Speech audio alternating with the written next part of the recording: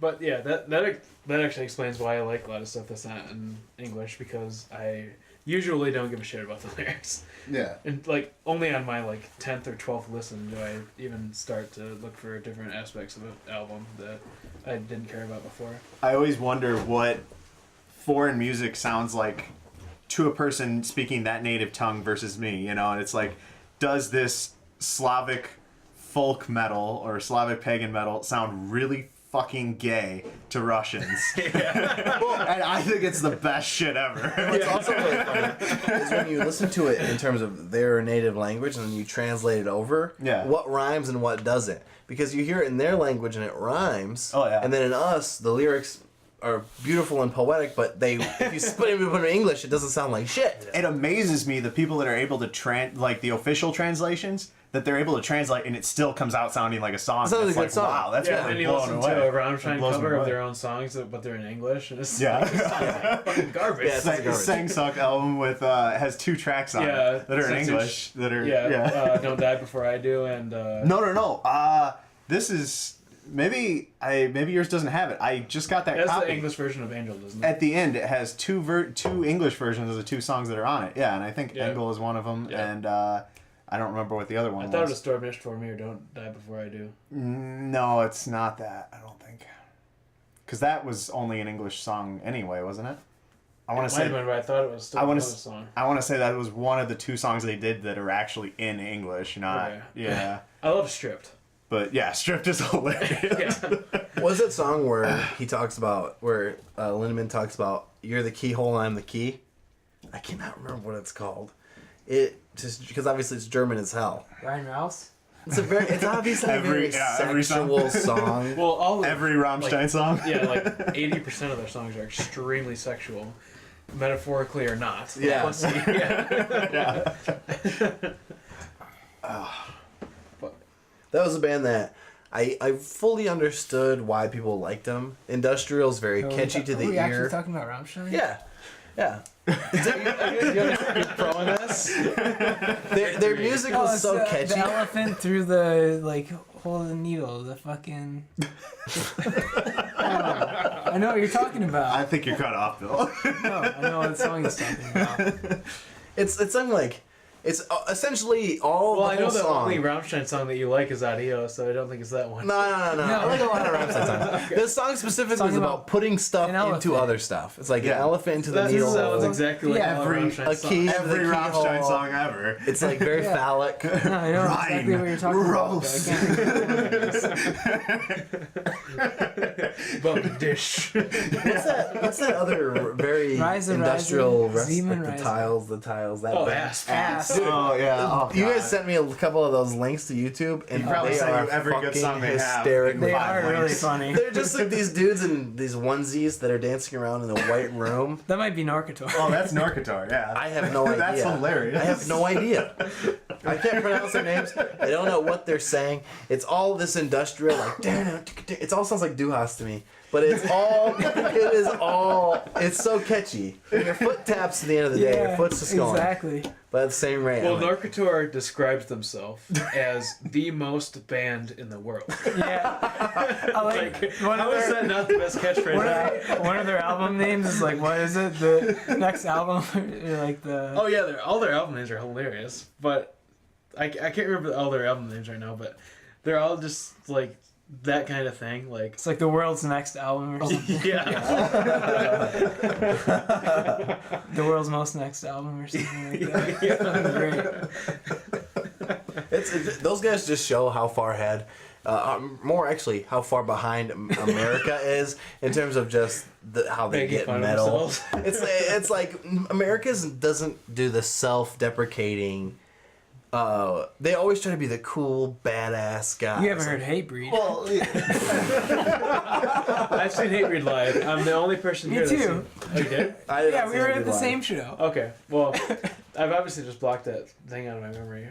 But all I remember is him throwing gang signs and shit, and then we left. What about Hate Beak? Hate Beak. They have a parrot vocalist. Really? Yes. It's on the same level of Persum, which is a cat vocal. Persum is great. Persum is actually better than Hate Peak Peak. is awful. It is. So I take it Persum is Burzum with a cat vocalist. The cat vocalist. Yeah. I understand why Noah's on board with this. It's brilliant. The first album is amazing. Yeah. How did they get the cat to Meowsville. sing? It's just You like don't want to know. Does it squeeze its tail? it's recordings of cats like yowling, and it's so fucking hilarious. I actually enjoy that a lot. It's really lo-fi. I think I actually paid them for that song, but What did it's you not pay good them? for that. It was on Bandcamp. Oh my I god. kind of want to go home and do that now. Actually, if we're talking about themes, I am actually pissed off at you for showing Sam Sludge or Sludge. or Sludge whatever. is awesome. They're awesome, but every time I'm listening to music, he comes down and he goes, "This isn't Sludge."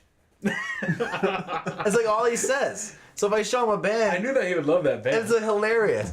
It's Lovecraftian horror / heavy metal. It's so funny, but it's just but it's just based around kill slugs. mollusca. Yeah.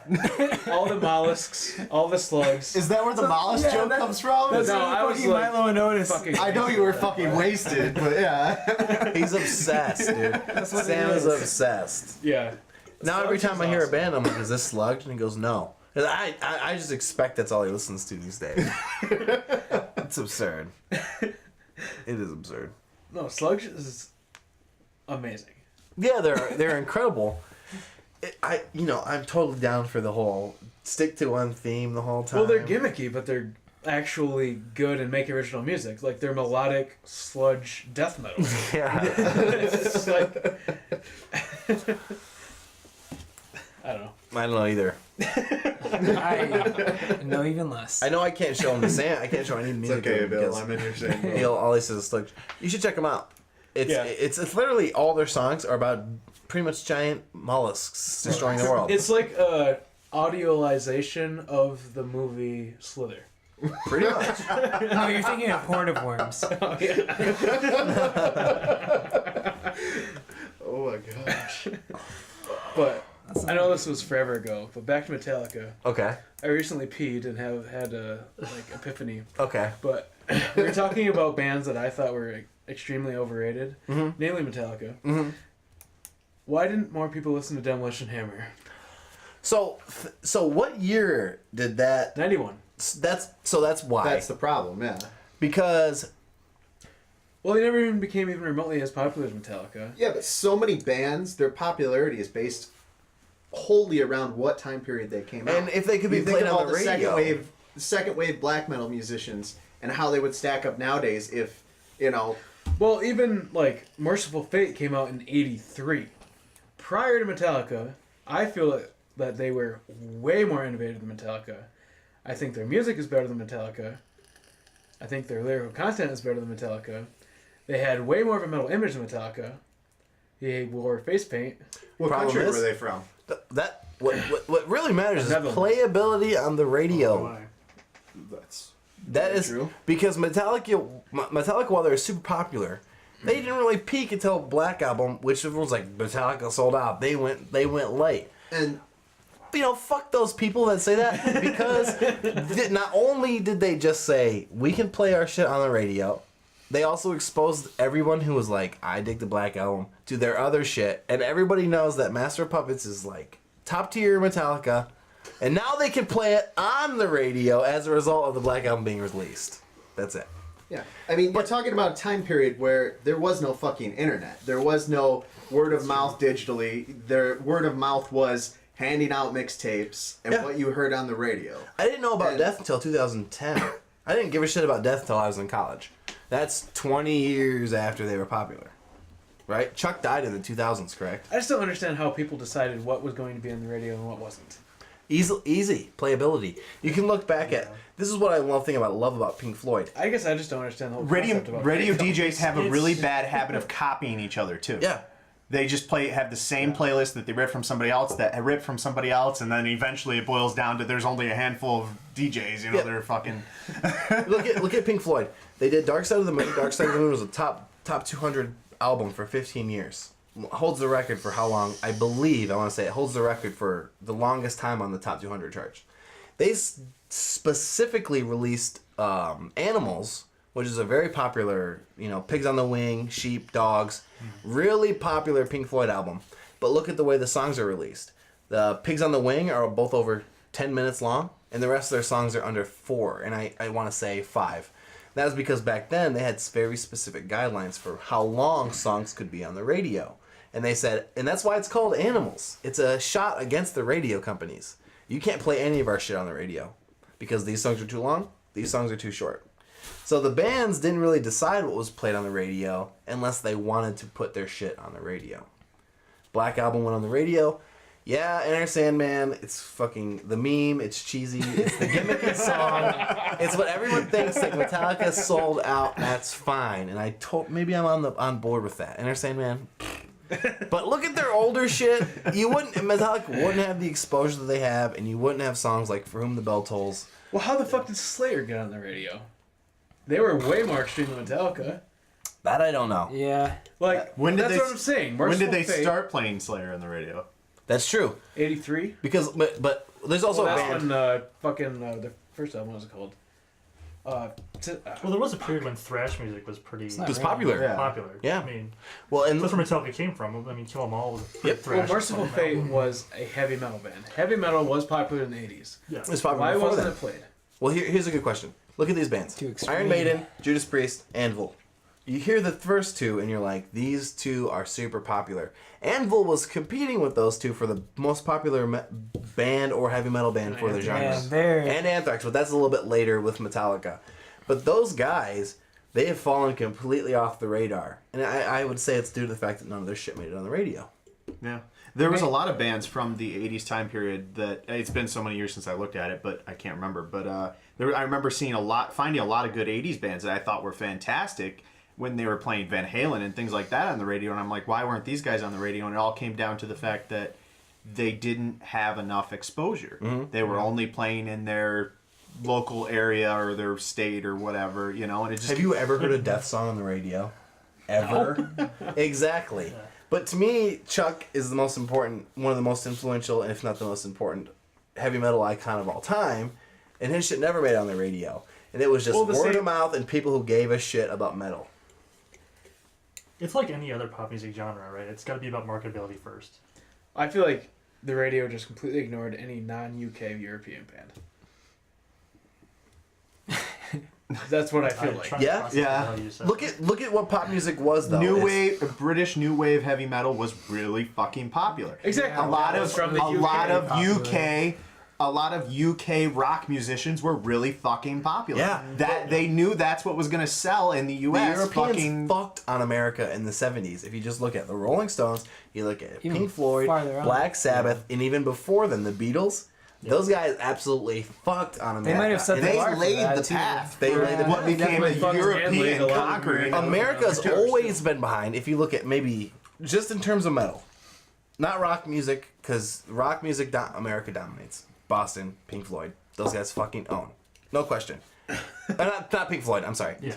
You look at like I'm sorry. You look at like but if you look at the Boston. That's the only thing we need. No. Yeah, Boston. Fucking Boston. If you look at like Boston establishes America. Def Leppard, Bob Seger, Ted Nugent. Ted Nugent. Yeah, oh yeah. I think Boston's Russian though. That would be hilarious. But Yeah. That'd be the best thing ever. just another band out of Moscow. Okay, and I'll even call, even though Rush was Canadian, they're North American. Rush was Canadian, they're North American. It pretty much counts. But in terms of heavy metal, America's about 10.5 steps behind Europe. They always have been. And it's even to this day. I It agree. fell out of popularity. In terms of popularity, in terms of what Judas they're producing. Priest. Well, Iron Maiden.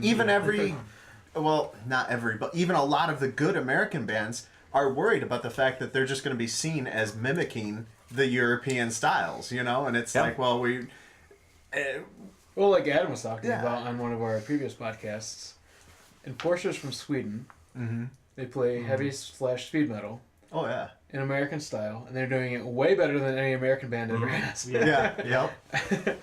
The only real way that we can keep up is through the Southern style, because I personally like The Absence, and they're from Tampa, and Lamb of God, and they're from, I They're from the south. Virginia. Virginia, thank you. Yeah, they're from Virginia. Richmond. And they do that southern style while thrash, well, Absence is mostly thrash. They haven't released an album in a while. Supposedly they're working on one, but Lamb of God's like Pantera 2.0.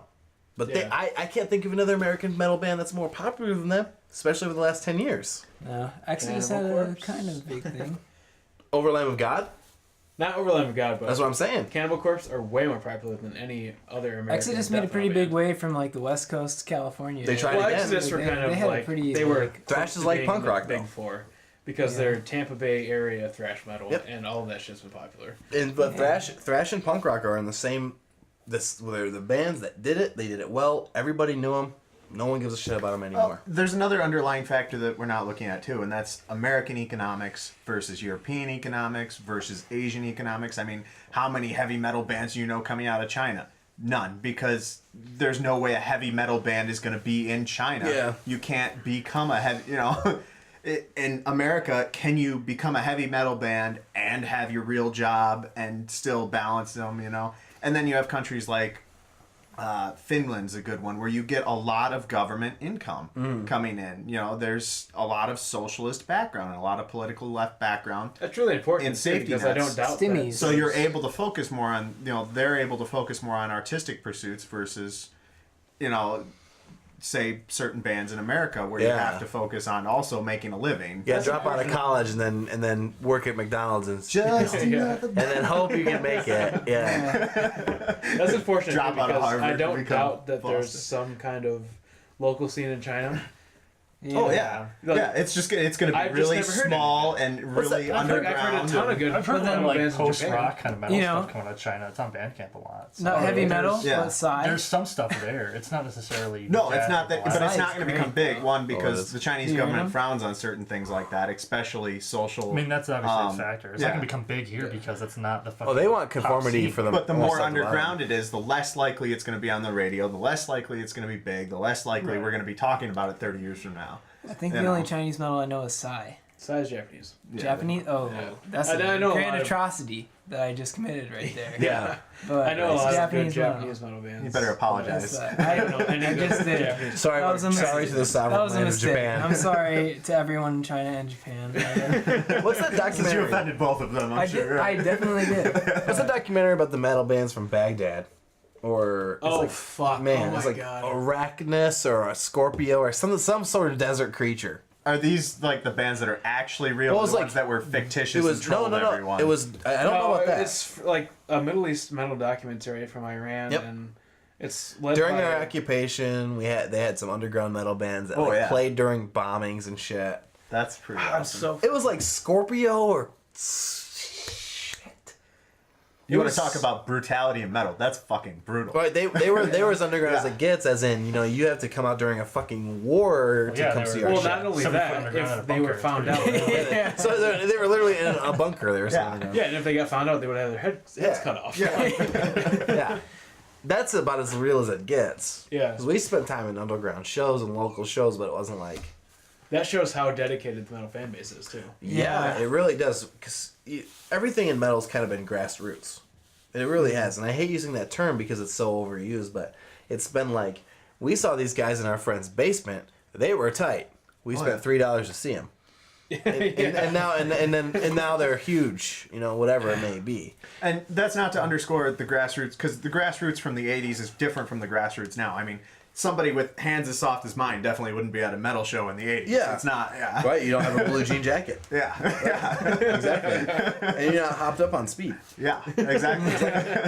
Right. But it's still definitely, it's definitely hung true that, it's grassroots all along, that's what's really made these things happen. We spent a lot of time in the local scene, and you didn't see a lot of bands leave Michigan. But you maybe saw, you didn't really. And a lot of Spewed, who I'm not a huge fan of, but I was back in the day, a little bit more. Are they from Michigan? They're post rock. Yeah, they they're from are. Lansing, the Muskegon. Okay. But when I Where's last. Victor Fix the Sun from? Traverse City. Oh, okay. And when they moved to Grand They moved to Rapids. Grand Rapids Yeah, because that's Traverse City had nothing. Yeah. They were, last time I checked, they were doing shows in Europe. And while I think they may have gotten worse over time because they have gotten a little bit more popular and they're expanding their music base, good for them. because they fucking made it. Another one that I've never listened to, Devil Wears Prada, was from Michigan, right? Yeah, but I believe the front man had a huge drug problem. Oh. Yeah, I don't know about all that. But I heard that they were getting bigger. That's one of that's- the bands that I never really got into, but I know that they're from Michigan. See, I was huge I never into got those. into them related either. to the Wasn't metal Brent scene, really they into were- them? Devil Wears Prada? They got bigger. I was. Oh. I was into that scene for a while. I really was. And it was a fad. That was the only way I could was think that of the it. band that had the like random like computer sciencey song title? Yeah, I mean, all of that stuff, Devil Wears Prada, Chiodos, it was all kind of inside jokes, and their song titles were really, man, I don't even know how to describe it. Emo, like niche. It was very emo. I'm glad you said something because I don't even remember them. I just remember Man. the name. Yeah, I remember. I didn't know they were from Michigan. I was into that scene because most of the time I dragged these guys to shows, and they didn't like most of the music until there was bands like It was bad. The It Seal was bad. Clubbers. Steel Clubbers, one of the best bands ever out of Kalkaska, Yeah. Michigan. They are funny. I hate punk, but Remember? that's Deficit. I do like them. Deficit from Traverse City. Yeah, so be it. No, Deficit So be it. was from Traverse City. Cadillac, I think. Oh yeah, Deficit was from Oh yeah. Cadillac. Okay, That I was- gotta do this. They made the I drive. didn't do this in the Michigan Metal Podcast. Feast Eternal from Traverse City, Michigan. Oh yeah. Those guys, they're CBM Christian black metal, and they're fucking awesome, actually. Really? Yeah, and they've been around since like '98, I want to say, and they're still making shit, and they're good. So I gotta say that. I gotta put it out there. I think that the term on black metal should be fucking banned. Yeah, I do too. Yeah. Because black metal, Definitely. while it did make its roots in the whole church burning, anti-Christian Satanism like ring, It wasn't Satanist. It was anti-establishment. it was Yeah, it was- anti-establishment. Anger with the Yes, establishment. yeah. It was Okay, angst. It was yeah, everything. You it just hate happened to about be the you world. burned churches because people were very, very religious in the I area. think that Christian black metal Well, is kind of the Christianity was a very different world. One over there, and two in that time. Yeah. we live in a time now where Christianity is not nearly as oppressive as it used to be. Exactly. Where, you know, in the 1950s, when everybody grew up in the United States, oh, you're Christian, you go to church, you know, all that shit. a Christian metal band isn't taboo Over there anymore. in Norway, yeah, Norway, it was really strict. At Yeah. least from what I get from the Mayhem documentary and Burzum documentary and shit like that. You know, that's the way they make it think it was- out to be. So that was clearly why it was anti-Christian, because they felt I don't oppressed know by about that. Christianity. I think the entire document is very anecdotal, so I don't know. Well, they're both anecdotal. I They, take that with they a compare huge against grain of each other. fucking salt. But Truly. that doesn't matter, because that is how they felt. That's who they felt the oppressors were. They felt it was the Christian church, Christian theology, Christian morals, Christian, you know, they felt oppressed by that, being forced to go to church every Sunday. And whether it was their parents being the oppressors or the church itself, you know, that was what it was, anger against the establishment. And that's who they perceived the establishment to be. That's kind of why I think that on black metal shouldn't exist, because a lot of these modern Christian black metal bands, I think they're just as anti-establishment because black metal is an establishment now. Oh, yeah. And it's kind of like the whole ideology of black metal is to be anti-whatever. And there's a lot of Christians nowadays that are beginning to feel oppressed because the news media wants to make them feel like they're a minority or feel oppressed or whatever, you know? I was totally actually about to touch on that. It's so less taboo now to be into a Christian metal band. I know, and this is being someone from a religious background, ex-religious background, whatever. It was like, when you said bands like As Lay Dying, like Christian metal band, people would scoff at you. Or August Burns Red. Bands I don't really like, but they had kind of a moral high ground to their music. And now it's kind of like, who gives a shit? Thematics don't matter. Who you are as a person doesn't matter. It's about the music you make. And Yeah. I grew up, now that I believe that, I don't give a shit about those bands. Yeah. Yeah. Because I think their music is, as I care less about their themes and who they are, I give a shit less about their music because it's worse and worse every time. Yeah. I don't give a goddamn fuck about Christianity. I don't think it should exist. But if you're a Christian band, I will listen to you if you're good. Yeah. Yeah, I'll listen to any fucking music if it's good. I mean, we've listened to a couple National Socialist bands that we went, man, these guys sound fantastic, and we certainly as hell don't. We're not Nazis. Yeah. Like the first NS band I listened to was Absurd. Like the band was called Absurd. It wasn't. Oh, they're a huge title. Yeah, and I listened to Totenschleider or whatever the album was. Like I was like, I like this music. Yeah. And of course, the joke about NS music is you can't have any NS patches on your jacket because unless it's Nocturnal Mortem, because it's accepted. It's like, oh, Nocturnal Mortem is so good enough it's accepted by everyone. Well, yeah, I really don't think that lyrical content should matter in the realm of metal. Yeah, I disagree. Christian bands A-okay as long as they're damn completely. good. I disagree 100% because I think a good, solid concept album will I don't think he's fuck. talking about lyrical content in that manner. I think he's talking about lyrical content as far as Individual political song base. statements or Well, so you look at Rage Against the Machine. While they're not metal, they have a huge following, and they were totally anti-establishment. They were totally fuck big government, fuck the police, fuck everybody. Right. You know, we're doing our own thing, and they got huge as a result. Now, maybe you're not saying concepts to themes, but I would say, like, if you look at Christianity and you say, you pull the religion out of it and you look at just the text, there is some heavy ass shit. I mean, a dude was nailed to a fucking cross. yeah. That's metal. If you want to talk about some I'm non-metal bands, Murdered by Death. Murder by death, thematically. And this They is are metal as fuck, and but he they're- might be saying it's a joke, but No, I I totally not. believe They definitely are. they are heavier than a lot of heavy metal bands Yeah. there are these days because they talk They're about thematical. murder, they talk about what really happened in real life, they talk about drugs, they talk about women, they talk about sex, they talk about problems in I humanity. kind of Real, wonder like, if those real bands, shit. Real raw shit. Exactly. guys. I'm kind of left to Good wonder stuff. if any of those bands are less likely to be called sellouts when they get famous than the ones that tie themselves to political agendas and stuff like that. I mean, if you tie yourself to an anti-establishment political agenda and you become famous and you're at the Grammys or whatever, you're going to be called a fucking sellout no matter what. If you talk about real stuff, are you still going to be, do you still have the same likelihood of being called a sellout if you end up in the same situation? Well, you look at Lamb of God. Their first few albums were totally anti-establishment, totally anti-government. They were hidden, and people say they're anti-Semitic, but in reality, they talk about their gods, and it's all symbolistic. It's all symbolism. It's my God that I'm talking about worshiping is alcohol. It's not actually a god. It's about the problems I face. The demons that I face are not real demons. They're the problems I have when I drink. That was the beauty of their stuff. It sounded anti-establishment, anti-Semitic, but in reality, it was all about what they felt on the inside. And then they released Sacrament. Has nothing to do with politics. Has nothing to do with government. Has nothing to do with anything they thought about previously. One of their biggest albums of all time is because they had a theme.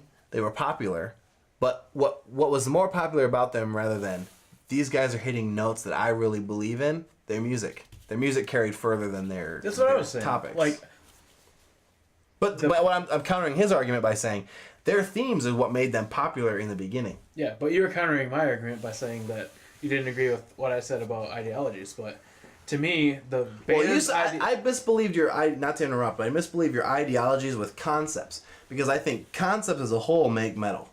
Warp Ride is a song about flying through space and finding ancient artifacts and being chased by space marauders. Badass. Yeah. That might be concepts, but not necessarily themes. It's one word for it. the band's personal beliefs have no bearing on whether I like them. I can believe that as well. But if it's a Christian band talking about how a demon brings himself into humanity and kind of corrupts, that's badass because it's a sick theme. But, if they're Christian, that doesn't matter to me. Now, there are some lyrical content that I don't care for. Cannibal when it comes- I hate the bands that get all egocentric about shit and start talking about how they're better, or in their lyrics, how great they are, or how they're better than this, or master race, or shit like that. I don't care for that. It's not entertaining to watch someone talk about how cool they are. Yeah. Well, that was kind of the whole It's like, depersonalizing. Yeah. that was kind of the whole Satanist thing. Like, you're supposed to be as good as you can be, and I think that's them trying to talk about that kind of stuff through their lyrics. Well, it's a little different when you're encouraging other people to, yeah. be this because of this, or or whatever. But when you just get up on stage and talk shit about everyone and like you're the fucking best thing on the planet, that's a turnoff. And I think that's a turnoff in most things in life. Yeah, know. being completely egocentric about I it. think get there's a that lot of impression presuppositions sorry, from go ahead. Satanism too, though. Hmm? I think there's a lot of presuppositions about Satanism as well. Well, there's Yeah, it's It's like a presuppositions different about thing. all. Yeah. But that's like a things in major metal. thing where if someone hears that term, they're like automatically turned off, which it might not be like as radical. I mean, this spans a spectrum. Yeah. Well, people can care about. What were you things. gonna say, Adam? Yeah. So I get that feeling from like church burning black metal kind of bands. I get the feeling that by portraying this image of like, oh yeah, burn the churches, you're being that egocentric, like, look at us, we're so badass. Well, they're trying to claim their claim is, oh, we're oppressed and we're fighting back. It's not that, oh, we're better than them. No, so we're gonna. I think that church. was probably way more valid in the '90s with like Burzum or whatever than it is now. I think there's no fucking place for church burning black metal. Not that it shouldn't exist. I just don't think the argument is as valid anymore. I don't think you're being literal about it. They burn a church in America in 2016. You're gonna go to jail for arson. Like it's a different. Well, they used area. to back then too. Yeah, they would back then. The originators of the genre, or I shouldn't say genre, I should say second wave. They actually believe in polytheistic religions, Norse religions that they were growing up, or that they grew up to believe, and that's why they burned down the churches. That's their claim anyway. Right. Yeah. Because Christianity oppressed their religion. Right. Yeah. Do you really buy that though? It's hard for us to claim, though, because there's a huge divide between the American metal scene and the Northern European metal scene. There is a lot of people in the Northern metal scene that's all they grew up with. They didn't grow up with Bible texts. They grew up with God. Well, that's why the lyrical content of American black metal is so much different than European. Well, discount metal as a whole. How long has look it at the been entire- since polytheism and monotheism were even a talk? I mean, Slavic paganism or Slavic pagan metal is specifically coming out of the Slavic pagan scene. It's specifically religion first and music second. Yeah, do you think it's... Those are people that are deeply embedded in that religion and they're singing about it because that's what they care about. It's no different than a Christian. Do you really feel that... Well, okay, so do you really feel like that the pagan, like Amon Amarth these days, they still talk about Norse religion, but it's mostly because of the theme, not their true beliefs. Right. I don't know. That's completely different. Is it though? Yeah, Amon Amarth is completely different. Yeah, they were steeped in that culture during when they grew up or whatever. Whether they believe in that, I don't know. But when we're talking about, like Slavic paganism, that's completely different. They are active. The concerts take place at religious gatherings quite frequently. So, I mean, it's... I was mostly comparing them now, Amon Amarth, to maybe the church burners back in the 90s, where it's like, they said that was oppressing their their polytheistic beliefs. But do you really think that was the reason, or maybe they were just talking about it dramatically? I think they were oppressed in general. They felt oppressed in general. They were teenagers. They were angry. They were pissed off. They weren't getting their way, or whatever the fuck you want to say, however you want to phrase it. They legitimately felt oppressed. Yeah. I think whether it was by the church or whoever. If you look at it as like a people and like the history of the region and stuff too, there's invaders coming in, and those invaders are like the Christians that come into their their cities, and they kind of are trying to force their religion on them. So it's different than us because it's like our country was formed by those people that come over here with the intention of having that as their main belief, and whereas they like go on, not crusades in the north specifically, but like pretty similar. Like they still try to invade and like. Yeah, it's hard for us to comment on a lot of these social. So it's a completely different like worldview altogether as a person like growing up as a kid. Just from what you hear growing That's entirely up, true. and then what's pushed on you at a totally certain different age. culture. Yeah, it's the reason I look at like the church burning. The reason I look at the church burning black metal scene with such scrutiny is because it was the fucking 90s. No one was holding a fucking crusade in Finland.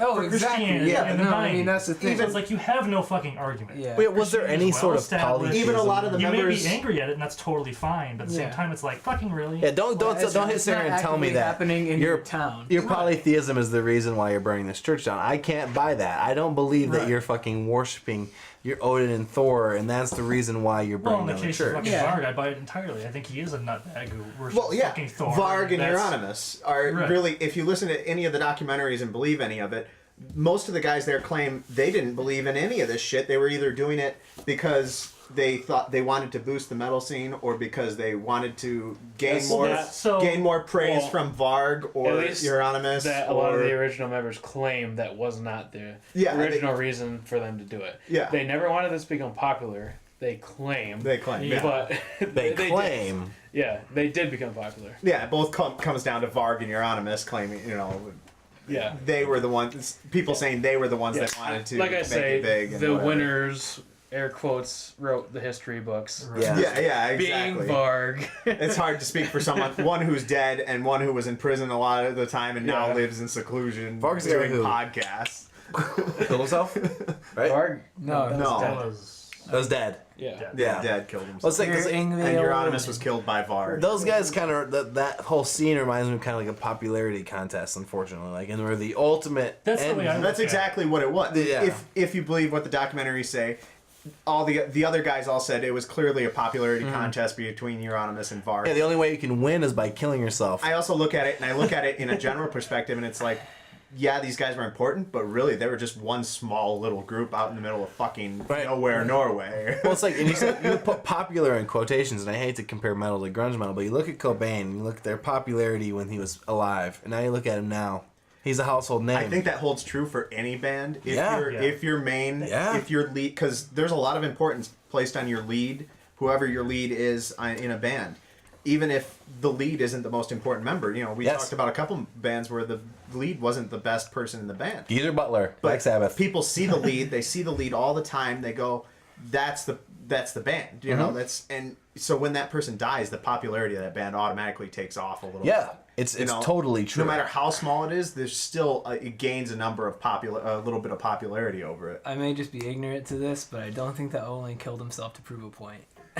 Yeah, I think that I definitely think it was like a personal thing. But I don't think Kurt killed himself to gain popularity in music either. I believe that mental. It's just a response. That's all speculation. I'm glad that that's not what we're arguing. No, That's kind of what I thought believe was that going into, and I just wanted to make clear. I don't think they killed themselves for popularity. I don't think but that I'm was saying like that popularity is a repercussion. for that. Is it mental health? Most likely. Did they kill themselves because they kind of went crazy? Even the Probably. lead vocalist of Priest, you know, he dies. There isn't really much of a question whether it was suicide or not.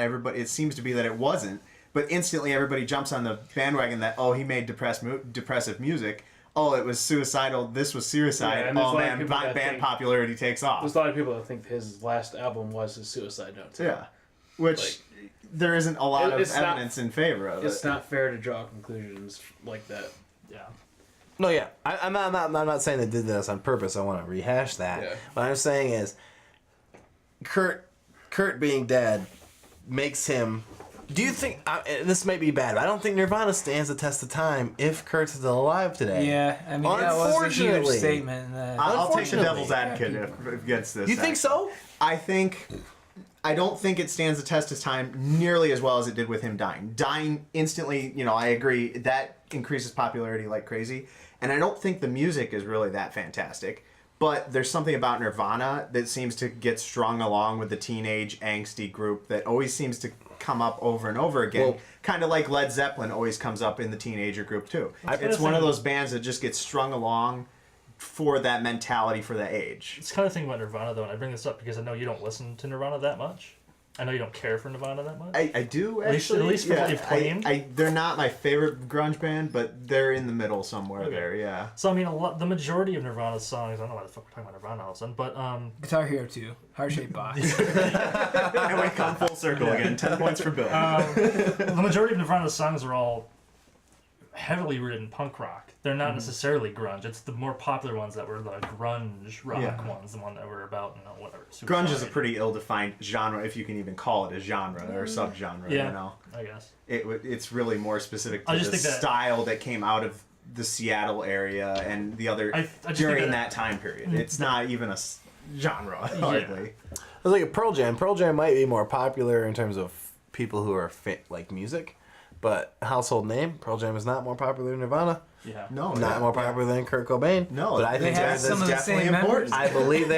I believe they are of more importance than the grunge phase. They got girl. I don't think the death was that important to Nirvana's popularity. I think they were pretty fucking popular on their own right. They were very popular, but it's I definitely totally helped. agree. It's definitely helped them. It's their test of time. It's their how long have they lasted since their inception? And I think Kurt being dead, and maybe this is wrong, and I could be wrong, but I personally believe him having that legacy. It's the same with Jimi. I think Jimi Hendrix is one of the best guitarists that will ever live, but him dying at 27 of a drug overdose sits way harder in your heart than All Along the Watchtower, which is an amazing cover, or Purple Haze, or whatever it may be. I mean, there's a statement to be said there that when the lead dies like that, the band sits in sort of the set in stone state, right? So we're always going to know Nirvana as what Nirvana was. Yeah. And that was at their best. But Dave can't carry on the legacy of Nirvana. An important Yeah. point. There's a lot of bands, it's like like they Pearl changed so much Exactly. over the ages. And then Foo Fighters. the fans change and everything changes with them. But once they're done being a band, it's set in stone. Right. You know, and that is the sound. That is what people, and whether it's a good enough sound to be remembered or not. Right. You know. And that's like a band like Led Zeppelin. John Bonham dies. They're no more. One of the most popular, famous bands ever. When their drummer dies, they're done. They rehash a couple tours with the Sun, but it's like, just like you said, when one of their key members dies, the band is done. They're over. But Dave Grohl, he can't carry on the legacy of Nirvana. He's famous. He's done his own thing with Foo Fighters. Yeah, I don't think he ever tried. He didn't ever try, but he couldn't, in my opinion. He would have. He could have tried, but it never would have done it. When you're a band that's that popular and the lead dies, you kind of have to. That's true. And I think the better part to look at is the fact that he understood that. Yeah, agreed. That's exactly He didn't. Why Foo Fighters exists is because he could. He didn't try to bank on Kurt's death. He didn't try to bank on Nirvana, but he kind of understood that. I don't know if this is the case, but I feel he personally understood that. What point is there?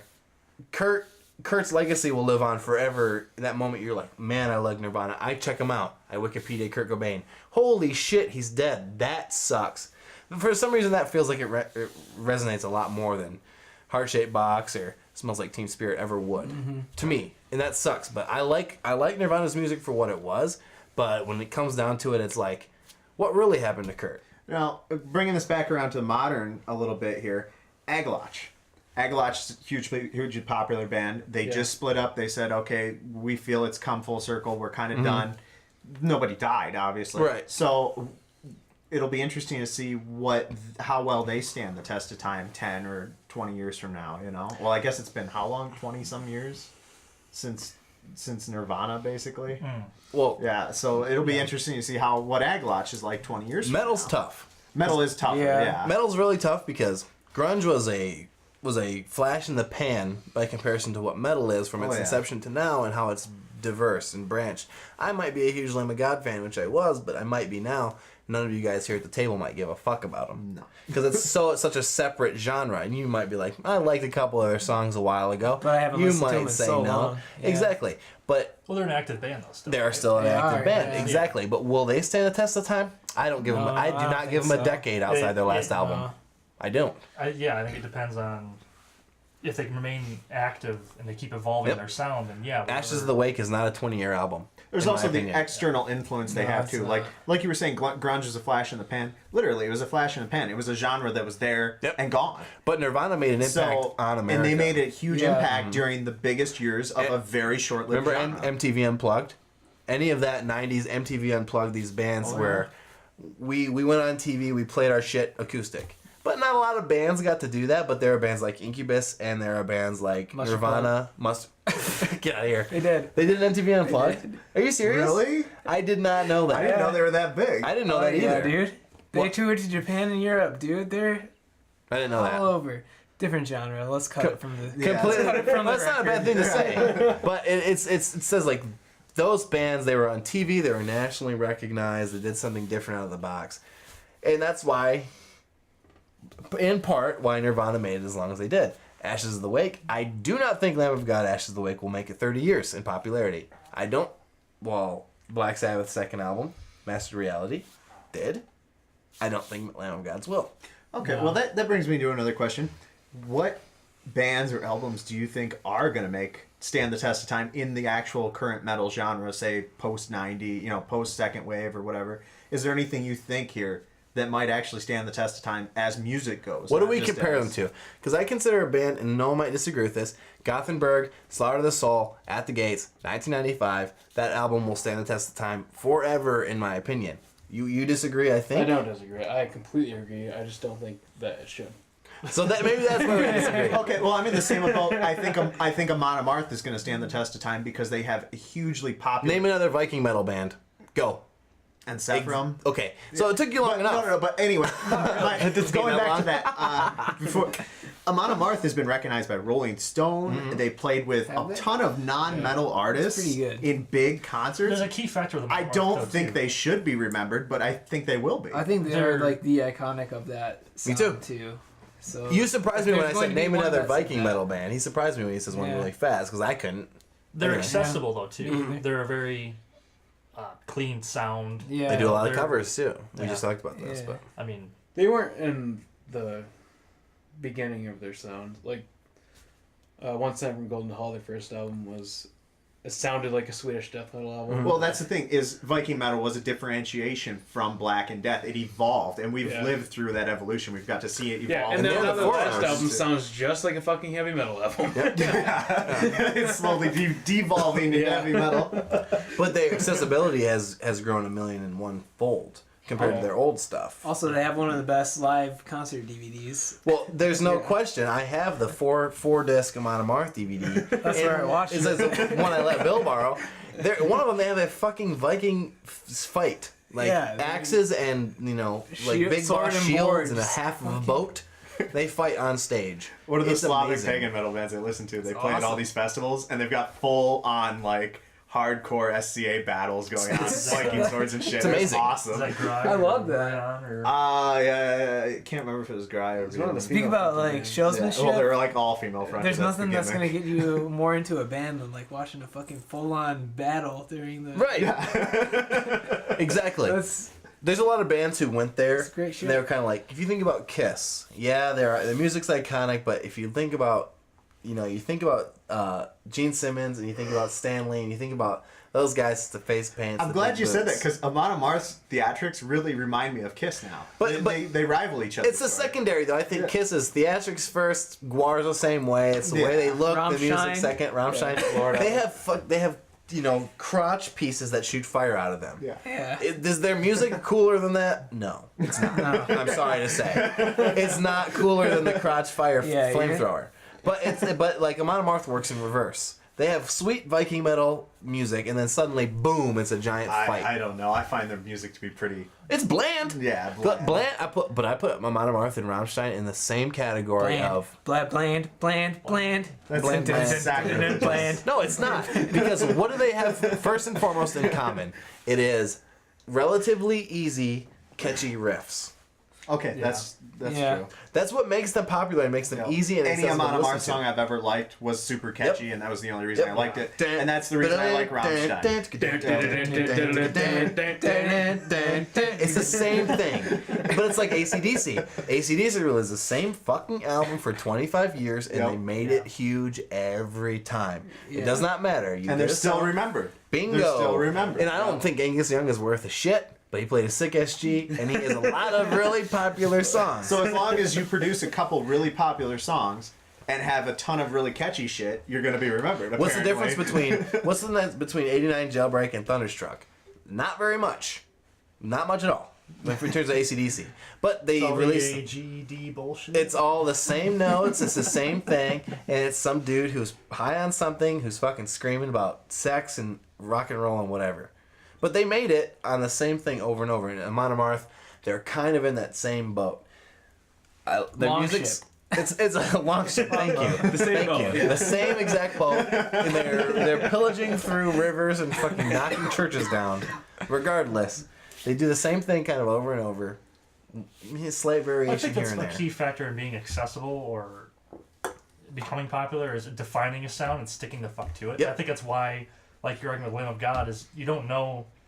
They're not gonna stand the test time because they're changing their fucking sound so Yep. goddamn much that they're totally. Their new album is Yeah, garbage yeah. from what I've heard as a Moon result. Sorrow's current album finally they topped the charts in Finland. They were #1, and they have had the same consistent sound. And if somebody asked me what I like best about the new album, I can't describe it to them because I just like it. I like the Moon Sorrow sound, and it's the same sound for so many albums. Yeah. They've done it so well and so consistently. I know And some their people, covers are awesome. Yeah, and their covers are the best fucking covers ever. Yeah. I mean, I know some people will call that bland when you have the same sound album to album, but I think that's a very important thing. I don't to call have. it blend if I like the sound. That's the thing I is don't I've really realized care that for in the this sound. talk. Yeah. It's only bland. It's not bland if it's the same song every time. It's only bland if he doesn't like it. If you look at the Yeah, first exactly. three Bela albums, if you can I don't know make the about same that. If it's thing the s- and then make it interesting every time. Well, that's the then thing. it's fucking The first great. three Bailacore albums are what I would say is bland, as in the third songs they don't change. I'm glad you say that because But they're that's so how I feel about fucking Barrel Car. good. But at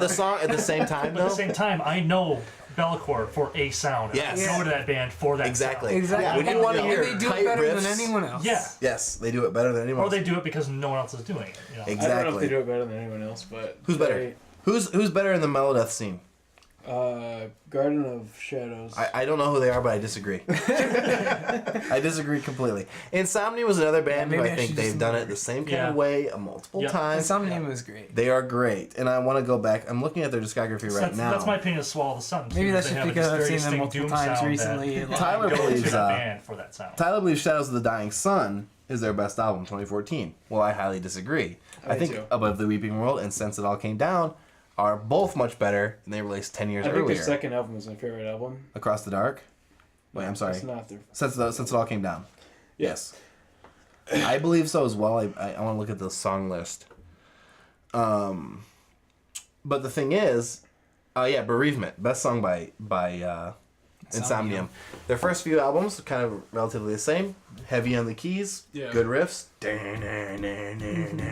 over and over. I loved it.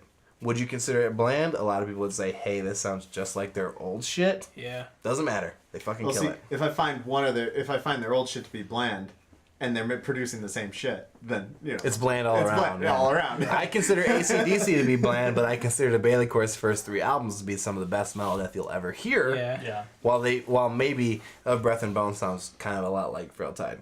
Better production. Well, I think the only differentiation that Insomnium has undergone in their entire discography is trying to make their sound more commercialized. Yep. Like they Really had work. blast beats for the first time ever in their discography in Shadows of the Dying Sun. Yep. But it still sounded way more commercial than any of the other stuff somehow. Yeah. Well, it's the same way with Vessels. With Vessels, it was when they released that An Ember's Arc, we were like, holy shit. I was worried that they replaced their drummer, but they put blast beats in, which kind of worries me because I'm not a huge fan of the super fast snare. But for somehow they made it work. And then I forgot they had blast beats in that album because they commercialized. I think Vessels is a bit more commercialized. It's not so riffy, but it's like Well, their production is not as commercialized. Their production is a lot rawer than Remnants was. Or not Remnants, Of Breath and Bone. yeah. That might be studio too because I hate going back to Lamb of God. Concept albums are never more commercial than Yeah. traditional. I don't necessarily think I'll they back wanted. you up on that. I don't know if they wanted Vessels to be a concept album. It I was a believe- concept album. Yeah. It has a concept, but I don't think they released it it's like a concept way album. more progressive than Yep. their previous releases. Yeah, I They definitely agree with went that. into that thinking, okay, we're gonna do some Very big different. extravagant thing. And it's the same. I talked to Noah. I messaged him. I said, I actually very much hate this album. It's nothing that I want. A week later, I give it to my roommate. I think it's fucking horrible. And I listened to it 4 more times, and I'm like, I'm sold. I'm so sold. I might listen to it some more, but the first 3 albums have a distinct sound. Like They you do. say, that has a specific place in my fucking head. For Yeah. Like, I want to listen to something that sounds like this. Bellacore. Okay, cool. Yep. Let's go. You know. Then you go to Vessels, and it's completely different. But I'm the kind that believes the next time you look at it, you should look at it from a lyrical and a complete whole album standpoint. Take the time to read the lyrics. So I respect that perspective. It's music first with me, though. I have to respect and enjoy the instrumentation first. Yeah. And there are some albums that I respect the instrumentation, but I just don't like it. It doesn't, hit a strike a note with me. That's how I kind of feel with it. It definitely grew on me over time. I think it's the worst album. I will listen to it because it's their last album. And I feel like the more I listen to it, the more I like it. Or that's what I hope anyway. Yeah. But that may not be true. But I'll still listen to it because I like the band. I don't put that much effort into it. I think I listened to it about twice and got halfway through both times. And it's like, Breath and Bone, come on. Like, I want to listen to Bellacore. Yeah. I'm the same way. I listened to it the first 2 times, and I was like, and we disagree. I think Stone Reach is their worst album. And to this day, I think Stone Reach is their worst album. Everyone thinks I'm fucking stupid because everyone says, well, that's actually their best album. Anyway, I think they're wrong. But Stone Reach is their most straightforward album. yes, but it doesn't beat like Desolation of Ares or Neither Shape Nor Shadow, which comes from Frail Tide. Personally, that album shits I haven't listened to Frail everybody. Tide as much as the others. No, Desolation. I think Now Some Shape or listen. Shadow is on Stone Reach. I don't think so because I think From Scythe to Scepter is from Stone Reach. Yes, it is. but Neither Shape Nor Shadows from Frail Tide. The Frail Tide. And I might be a little bit in the... That's some great talking while texting there. No, I'm Googling it. Neither Shape Nor Shadows, Song 1, Desolation of Frail Ares, Tide, Song okay. 2. As if I don't fucking know my Bailey. Venerator. That's from the other That's album. from- yeah. That's from Scyther Scepter. And that song's about a man going into a cave and stabbing a wolf with a knife. Fucking great. Pretty badass. I think their first album's a little bit inconsistent, but I like it more. I'm slightly offended, and I didn't mean to be right there. But what is inconsistent about the Frail Tide? It's not their It riffs. doesn't flow as well as. I think it does. I think the first two are like the most flowing albums. Me too. Ever. I think It's that literally A just Breath and pouring Bone is water down a flowing, hill. but, like the other two. Well, it flows perfectly. It's like it just doesn't stop. I'm sorry to start that one. Well, I don't think it flows as well as Stone's Reach. And Bill just said the first album's flow the best. I like A Breath and Bone more, or I like Frail Tide more than A Breath and Bone. Yeah. I think Frail Tide is their second best album. Yeah. So you like Stone Reach the most? Yes. See, I think Stone Reach is the worst. And this is none of their albums are bad by any stretch of the imagination. But after I really wrap my mind around Vessels, it trumps it. We obviously all look at metal in a different way. Yeah. But when I listen to, I look at Vessels and I say, why does it sound the way it does? Bailicor's first three albums sound that way because that's Bailicor's sound. Vessels, they really are like, we're kind of popular, we can sell albums, we have a fan base. Why does this album sound the way it does? Well, it has a story, it has a concept. Right. You can't have a riffy, and I say this again, if the song is about a star exploding, I don't really hear a riffy, badass riff as a part of that. I hear an atmospheric, stardust, there's an organ, there's piano. Obscura. Yeah, slightly. Obscure's a bit more riffy than I imagine. But I'm hearing Cosmogenesis. I'm hearing a little bit more of that atmospheric sound. Whereas, Yeah, we have equipment.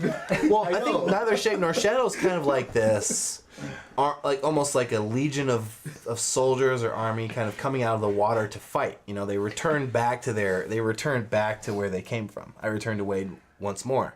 But it's supposed to be kind of an epic, kind of driving battle song, whereas Vessels is a novel. It's an epic, whereas... Well, Bailicor, I think they're really good at making their riffs sound like whatever the fuck they want to. Yeah, it's really weird. Yeah. When you picture it, you're kind of like, they're talking about a space battle, but I can hear it in their music. They're talking about swords clashing, I can hear it in their music. It's really impressive. The only way I analyze an album that deeply. Do you hear it is more if instrumentally or more ambient, Instrumentally. Well, okay, so up that's until the their problem. first three albums were instrumentally, but the ambience of the fourth album is what carries the album, in my opinion. Yeah, Vessels is way different. I'm sorry to cut you off, man. Yeah. I was fuck you. curious. Like I said, the only reason I look that deeply into an album is if I either appreciate the instrumentation first, or I care about the band members in some way. There's some bands where I like to follow the members themselves. I like to get in their head and that kind of thing. You like it so much that you want to look for more. It's like I appreciate that they're trying to do something more deep, and then I want to look at it from their perspective too, as well as my own perspective. I really got into that with the last album. I guess Bellacor's not one of those bands where I follow the members at all. I don't follow what they're doing, so I don't care. So at the end of the day, it's like, I really don't really care what you're trying to tell me. When I caught word that their fourth album was coming out and that it was gonna be full length, I got cold sweats. I was intoxicated by the idea that, because Bailicor, in my mind, I rank bands based on how they perform over time. Right? You can have one really good album, but I want your EP to be decent, but I want your first full length to be astonishing. I want your second and third full length to be just as good, and I want you to continue that. Yep. Bailicor is one of the ones where it was like, Frail Tide, amazing. Stone's Reach, amazing. A Breath and Bone, probably revolutionary compared in their genre. And then Vessels was, again, they did something different, still really good. I don't think they fucked up once. Do I think Vessels is their worst album? No. Do I see why people think it is? Absolutely, because it's not Bailicor in their original sense. Yeah. But do I think they have ever made a bad album? Nope. And that's why I consider them top tier in terms of the metal world. No, I think they're up there. Vessels did not resonate that well with me. None of it was catchy. What would you describe as a band that you can identify with the members and then see where they're going with their ideology? and not to interrupt, but I think Opeth is a perfect example of this because Akerfeld is very, this is what I do, this is how I feel. My shit doesn't have to be heavy to be heavier than you. Right. It's about theme. And he's the guy who relies on theme. I want it to be sinister, not heavy. So that's a beautiful question. Who do you identify with as you care about way their music is kind of evolving from their own perspective? There aren't many, and I really can't even think of any off the top of my head. Swallow Sun's kind of one. I just think that with them, like New Moon and I'm drawing a blank.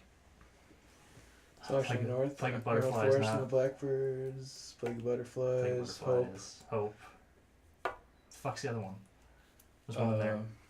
Yeah, there's one in there. But New Moon, Hope, Plague of Far from Butterflies, and something else. Anyway, the night never came, or the light never came, or some fucking shit like that. maybe. The morning never came. Morning never came. There we go. I never came. Those ones I do kind of care more about, I guess, Miko's perspective, and I do appreciate some of the instrumentation. But again, this follows a hierarchy with me. So it's like I appreciate the instrumentation of those albums. They nail a sound. That whole band moves as one force, in my opinion. That's how I describe them. Is they're very like, they are a force of nature. Yeah. Cohesive.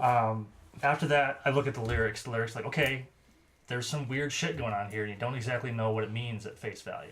After that, it's like, There's okay. a lot of Twin Peaks references. Well, Really? Yes. Oh, that's fucking awesome. that I wouldn't know. But yeah, I look at their lyrical content. It's like, okay, well, they're saying a lot of weird shit you can interpret in many different ways. That's cool. And then I look at their band members and go, okay, well, obviously these guys are excellent at instrumentation, and Miko's got his shit together with lyrics. So yeah, now I kind of care more about like what are they doing personally. So you kind of look like music first, content later, and then how they act as a whole. Right. Because it does, the third part doesn't come unless you agree with both the first two. Yeah, it goes kind of microscopically. It starts out big picture, and then it goes in. So it's like, okay, what do they sound like? That's face value kind of stuff. Yeah. They sound pretty good. Okay, what are they trying to tell me? That's pretty cool too. Okay, what is this individual doing in whatever his personal life is or whatever, that kind of thing. It's I totally can get that, but for me personally, my thought process is totally reverse, and I look at Vessels as this because I couldn't like it in the beginning, but then when I listened to it from the internal, where did George Cosmos come from when he was writing it? Why did it sound this way, and what was the content? And then I hear, I'm listening to it and I say, I actually like this riff, but I like it even more now that I know why it sounds that way. Yeah. Why was it placed there? What was stars exploding? That's why they played so much fucking organ. Because it doesn't make sense to put a heavy riff there. It's got to be this kind of beautiful sound. Where's your brain go? And so when I listen to it, I'm like, it makes sense the album sounds this way, and then I get behind it. I'm a Mastodon fan. I like their older stuff because it was heavy. Blood Mountain was heavy. Leviathan was heavy, and then you look at their new stuff, it's based on their content. Once More on the Sun, what is it about? I think that album's worse than Leviathan, but I get why it was made. Leviathan's about Moby Dick. That's badass. That's hard to beat. Plus, it's a fucking heavy metal album. Those are both really cool. It's hard to beat. But I see why they made Once More on the Sun. And I respect that. The respect comes secondary to, I think, I respect Bailecourt for making Vessels. It's way out of their reach. Personally, they fucking nailed it. Is it within the Stones' reach? It is within the Stones' reach. Absolutely. Absolutely. Crack the Sky is the only Mastodon album that I like. I don't think I've ever listened to Mastodon. I haven't either. Wow. So, I'm totally a fan of those guys because Crack the Sky is amazing. They have I think the whole album's about Rasputin. I want to say I have no fucking the majority of that album is about Rasputin. But they did concept albums forever. Brad Daler, their drummer, is a jazz drummer, first and foremost. He's very, very well revered. Yes, he's an amazing drummer. Brent Hines is kind of like He goes to PASIC. he's like a drunk surfer guitarist. And when you think the Beach Boys from the 50s, and then you add like weird what's that shit where like the hillbillies Bluegrass. Twang. no like the where you slick back your hair and you drive a 50s Rockabilly? car. Rockabilly. He's like a surfer rockabilly heavy metal mixture, and he said, I don't want to be a heavy metal band. And I think that's amazing about Mastodon is they are progressive, like Opeth is progressive, but they are nothing like Opeth. where they've gone just kind of like completely overboard. Well, that's another amazing thing about the Grammys. They only nominate bands that say they don't want to be heavy metal bands for the metal awards. Yeah. It's Yep. like, all right, fuck you. What are the Grammys again? Well, and a lot of bands, the metal bands Really, who fuck get, the Grammys though. What's- They're the biggest It's bullshit. your on the parents' parents. planet. That's about true though. Well, Dark Tranquillity's Atonement was nominated for a Swedish Grammy. Was it? Yeah. Goes to show you how much bigger metal is in It's pretty Right? awesome, yeah. So- Europe. I think it That's was pretty concerning. Randy Blythe from Lamb of God when they released Sacrament, they were nominated for a Grammy, and so was Mastodon's album. I think it was Blood Mountain. I don't remember the time frame, but they lost to like Buck Cherry or something, and it's like, get the Cherry fuck, pie is iconic. get the fuck out of here. I don't even know. No, it's Warrant. That's I don't Warrant. even know who fuck Well, it was- Cherry is. When the best Buck metal Cherry to album Cherry of- pie. Exactly. When the best metal album of 2015 is the Tenacious D album and not the Satanist, then there's a problem with the Tenacious D is metal? Tenacious D They got won. the according best to the metal Grammys. album. and it's because they covered a Dio song. But Yeah. but as a but Wait, so you can win a Grammy Award for covering us? Yes. yes, That's bullshit. Covers are so frequently nominated. It's That's like- absolute bullshit. I believe it was Jethro Tull that won the best metal album, and that was kind of when it started the fallout. And I don't want to be I don't want to be misinformation, but I'm pretty sure Jethro Tull is and I love Jethro Tull. You mean Mr. Information. Mr. Misinformation. Fuck you. I'm pretty sure that kind of. How did he win the metal vote or the hard rock Yeah, vote? seriously. Is the reason why it's kind of a joke to this day. Yeah. I think Vatane actually won a Swedish Grammy Award for their 2010 album, Lost Darkness. But pretty Sweden, awesome. that's not America. yeah, yeah. I'm just saying, Big like, how difference. much, like, more people recognize metal in. Oh, yeah. Yeah, it's definitely yeah, not. we're not popular. gonna All I can think debate of that from with Swallow the that, Sun yeah. now is, let's open this pit. Doom, doom, doom, doom, doom. Doom, doom. Doom, doom, doom, doom, doom, doom. Doom, doom. I really hope Dark Tranquillity wins that fucking Swedish Grammy, though. Yeah, I agree. Because I don't even listen to them, and I wish them the best in the world on that because that show was Tome was a fucking really good fucking awesome. album. All right, I just I'm googled just not Jethro really- Tull. I'm not into any of that genre. I I can't didn't- figure it out. I wasn't either until wasn't that Actually album. won a metal award. Yes. So I did know not it like never- Gothenburg. I guess I'll have to give it a try. I That's think where you you're really wrong. should. anyway, I just googled it on blabbermouth.net. Jethro Tull's Ian Anderson reflects on his metal Grammy win. Metallica was nominated for the very first hard rock metal performance Grammy in 1999, but famously lost to Jethro Tull. Wow. Metallica Lost to Jethro in Tull. '89, so that's like long before the Black Album. That's That's when like- they should have that's like crossed that Blackened. this category. was or like something. Black- this was Blackened era. fucking when Metallica was actually metal. And Justice Yeah. for All. I love Jethro Tull, but holy God, that just shows the exact. That just shows the issue. Like if Sacrament loses, I don't want to say it's Buck Cherry, but I'm almost certain that's what it was. I think you're right because I remember Buck Cherry being like mentioned somewhere in the Grammys. Relevant for a while for something. No, I don't remember them being relevant to anything in my hell life. is The Buck Grammys. Yeah. Buck Cherry was an album. I don't even know who the fuck that is. Buck Cherry's a band, and I want to say Mastodon and Lamb of God were both. Well, isn't it like some Slipknot offshoot or something? I have no idea, but Slightly loud, actually. How many masks did they wear? Depends on Slipknot. At least 12, Okay. or however many people are in Slipknot now. All 5 of them So, are percussionists. Is new so- metal still a thing, or is it pretty much dead? That I can't answer. I have no idea. I have no idea. We can only hope. How often do you hear corn on the Oh, it's radio? lost. So Well, it seems like the only names Look, I've I'm ever feeling heard like a from new freaking metal leash. are the same old bands that were in it when it Yes. started. I don't think it ever went anywhere. What I about think it's probably Gently grunge. Limp?